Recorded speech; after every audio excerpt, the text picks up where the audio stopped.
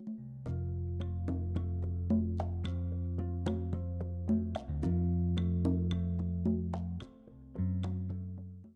you've been trying to take care of yourself, but you're still not feeling right. This is Sanando Juntos, Healing Together with Alma. I'm Dr. Alma, a pharmacist turned functional health coach, and here we look at health through mind, body, and soul with science, cultura, and real life into the mix. So grab your cafecito and let's get into it. Salud.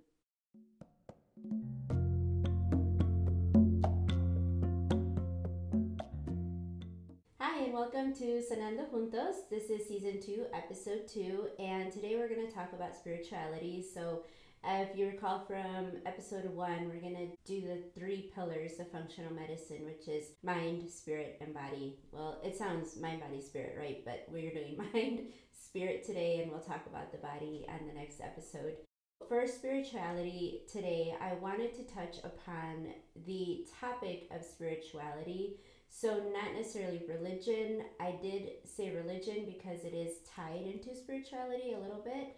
But the overarching theme is going to be spirituality, because spirituality is not the same as religion. Obviously, they sometimes go hand in hand if there is religion, but they are two different things. The reason I'm bringing this into the conversation is because spirituality is actually a pillar of functional medicine, and it relates to the health journey. I have found that one thing that I didn't expect on my health journey is how much spirituality actually matters when you're looking to heal, when you're looking to physically be well. Again, not religion specifically, but more so feeling connected to something bigger, something out there. And it's because when you feel disconnected from spirituality or something bigger than yourself, you don't just feel it spiritually, you also feel it emotionally, and eventually you feel it in your body too. For me, this connection didn't always feel that way. Growing up, spirituality looked very different. It actually looked like religion. And I want to share my story on religion and spirituality because I think that a lot of Latino households and a lot of Latinas would relate to this experience. But when I was growing up, my family practiced Catholicism, and this goes back to where they came from, Mexico. They raised us to be Catholic. I was born in Mexico, and in Mexico, I don't know if they still do this, but when I was born, they would baptize you and then they would confirm you at the same time. Fast forward, coming here to the US, my parents kept that tradition of being Catholics. And so we grew up going to classes, we called it CCD, which is the Catholic Learning Classes, where they taught us about the Bible, how to pray, and basically it was somewhere our parents sent us on a Saturday morning, I think Saturday or Sunday, I don't know, one of those days, but I was pissed because we would miss the cartoons, but we'd be over there learning about religion. Anyway, that's what religion looked for me. It carried through my entire childhood. And my parents, no shade to parents, right? But like they were kind of like a sometimes Catholic. So they would go like on holidays, they would go on, the bigger days, they would follow Lent, things like that. But as far as like really, really religious, they really weren't. As I was growing up, I never really questioned it, right? It was just what we did. It was just what my parents believed, so it was just something that I believed. But of course, like everything else, you start to question some things. At least some people do. They start to question why things are just the way they are. And they've just been that way and they're just going to be that way and no one's really going to say anything. And it's just something that we do.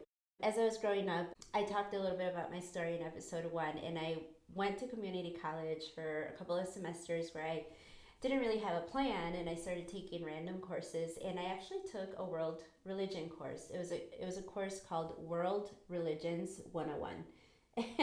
And I learned so much in that course because I obviously learned about Catholicism, which I hadn't really learned that much about. Whatever I learned in that class when I was a child, it was just the basic PG stuff that kids learn. But I didn't know a lot about the Catholicism as it pertains to like adult matters, and it's different, right? It's a different kind of a vibe. But not only that, I learned about all the other religions. I learned the differences between the branches of Catholicism and the Christians. And on top of that, I learned about a bunch of other religions. We got Taoism, Buddhism, Judaism, Muslim, and I can name them all. But I really love that class because we learned about their history, their sacred books, what they believe.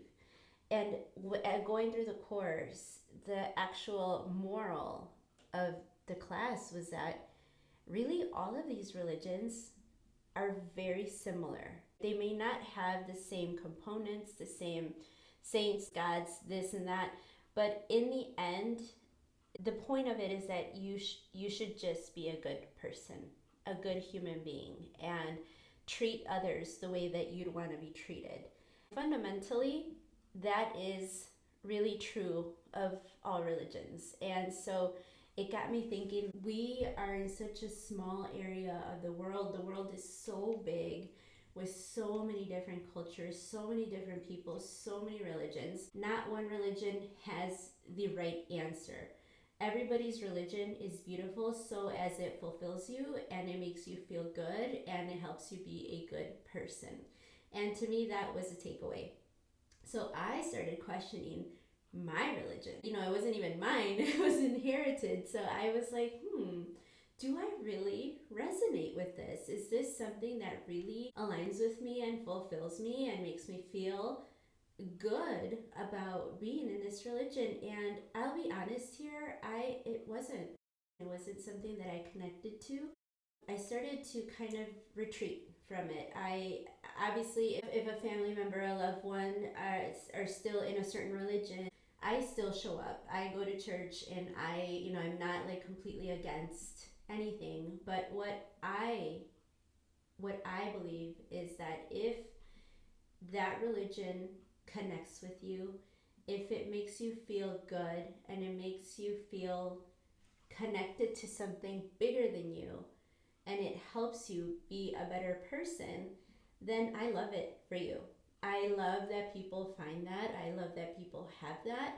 And I'll give you an example of when I started to think about this. One day my mom was telling me that she was going to this new church and that my dad was not really on board, and he would make her feel bad because she would donate money to this church every time she went.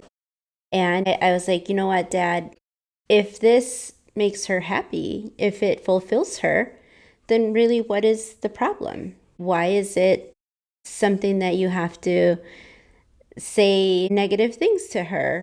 This was a long time ago, and I think my parents have always thought that I've been a little bit weird because I don't just accept things, I question. And eventually, my dad started going with her too. So now they both go. And so it just goes to show that sometimes you find this part of a community. And that was the point of my story, is that the religion, or even if it's not a specific religion, but you go somewhere to fulfill a spiritual need, those spaces create community, they create traditions, they create connection, and again, they create something bigger than you. And that's what is really important to have as a pillar of health. And you don't have to have a religion. You don't necessarily have to go anywhere. You can be very spiritual without being religious. That's also something that I really want to make sure you hear, that because a lot of us, if we don't resonate or we don't connect with the religion that we were brought up with, it's okay to find other religions or look for something else that you do connect with.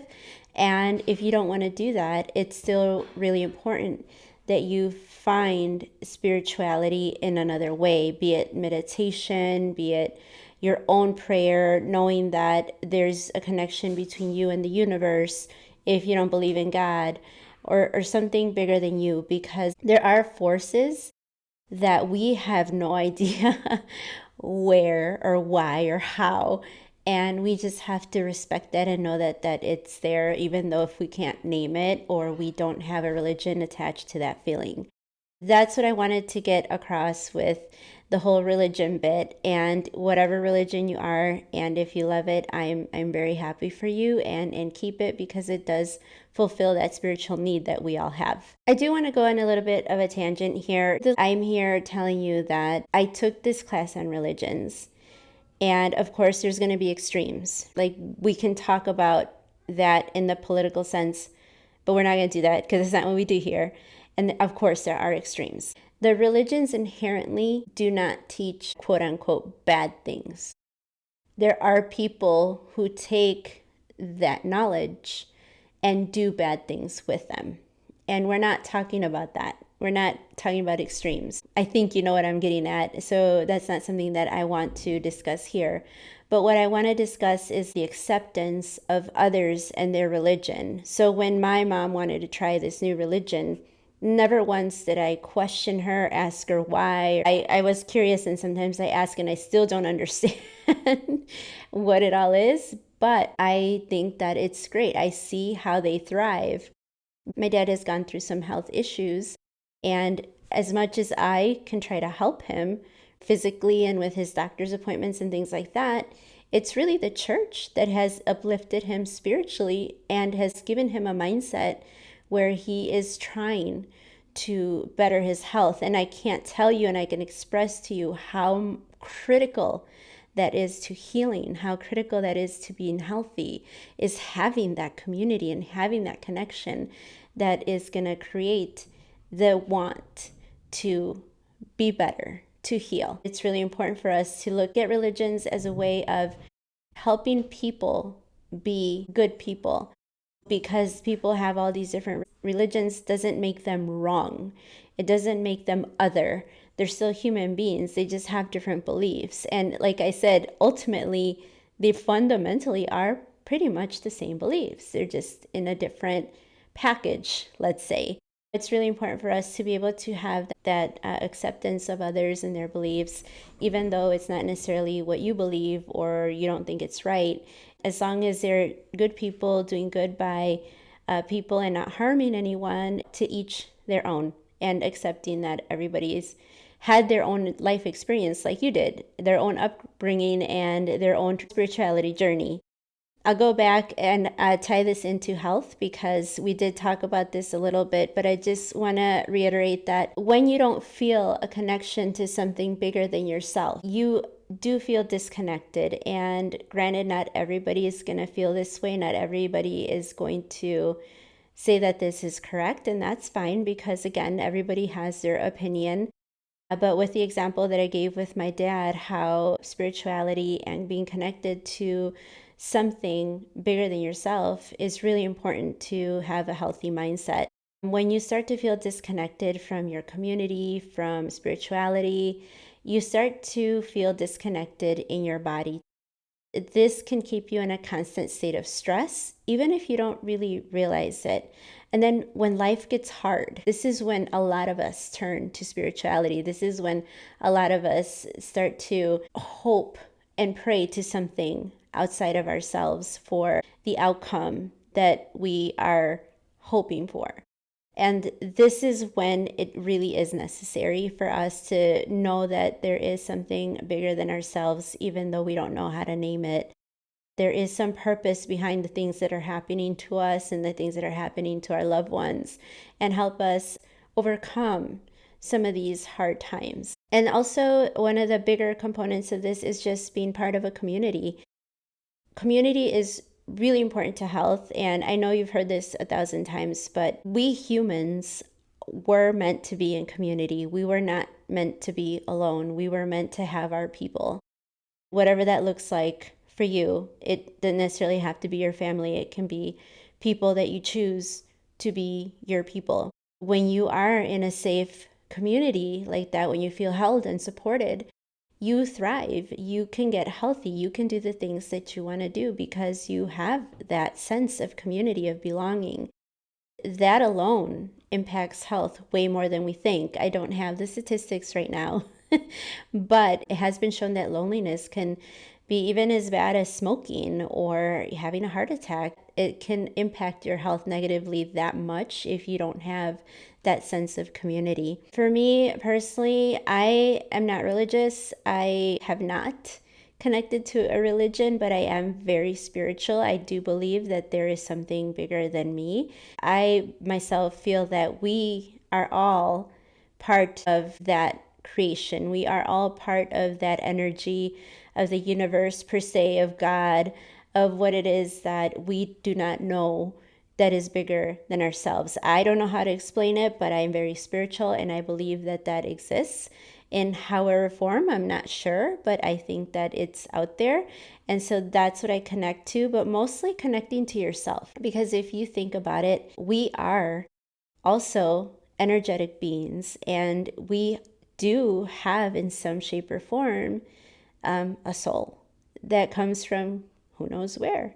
That when you're born, where does it come from? When you leave, where does it go?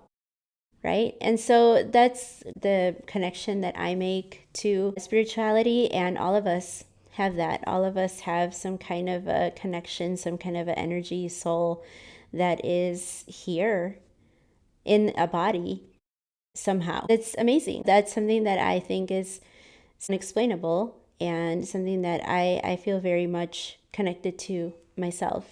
So in the end, I'm not here to tell you what to believe. That's not what we're doing here again. I do think that we're all meant to be connected to something bigger, to each other, and to ourselves. If you've been feeling disconnected lately, just know that it's okay that it happens, but I do urge you to start to look for that connection, start to see if you can find something that you resonate with, even if it's not a religion per se. A lot of times people do turn inward and start to meditate or start to journal to find out who you are and how you feel about spirituality. If you do this, you might just find a piece of health that you've been missing. So if this resonated with you today, you're in the right place. We talk about this and a lot more with our mind, spirit, body episodes. And next episode is going to be about the body.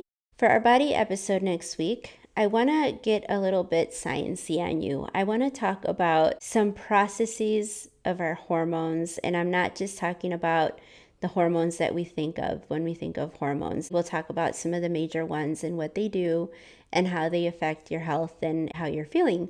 So we'll dive into that next episode.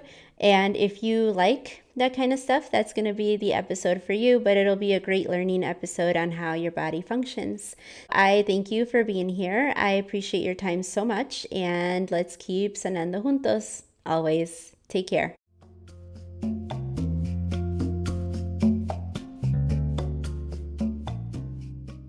Before you go, if any part of this felt familiar, just know that you're not alone. Take what resonated, sit with it, and go from there. And if at some point you're like, okay, I'm ready to actually look at this more closely, you can book a call with me. The link is in the show notes. Or come find me on Instagram. I'm usually there talking about all of this in real time in smaller snippets. Gracias. Thank you for being here. Your time is precious, and I'm grateful you're spending it with me. Cuídate mucho, and remember, we heal juntos siempre. Ciao, ciao, baby.